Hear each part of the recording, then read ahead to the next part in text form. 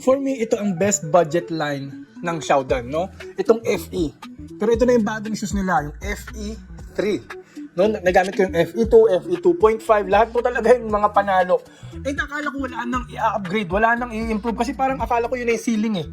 Yun na, pero yung pala guys, pwede pa pala. Itong FE3 kasi no, doon hindi ko pa siya nagagamit talaga, nakita ko pa lang, unang-una, yung torsion plate niya, ayan nasa gitna oh, parang marathon shoes. No, ito nasa gitna, hindi, nasa sandwich siya sa dalawang foam.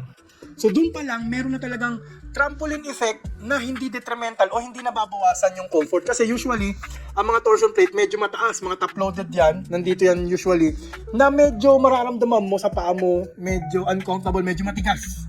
No, ito hindi oh, nasa gitna, ang galing. Ayan po yung pangalan ng kanyang torsion plate oh, QSRS, no? Tapos guys, syempre as usual dahil maganda nga yung kanyang foam, yung Q Kung Fu Turbo, ayan no, ginamit pa rin nila dito. And ang kagandahan, full length pa. Full length. No, kasi dati, minsan, dito lang sa likod, minsan, dito lang sa harap. Ito full length. So, mala Adidas Boost yan, guys. Kung titingnan nyo, super critical foam yan. Nitrogen-infused foam yan. So, yung ganyang foam, guys, alam natin, mahal yan. Premium yan.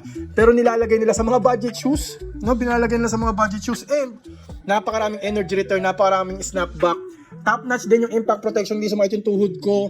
And low to the ground ito guys, napakababa.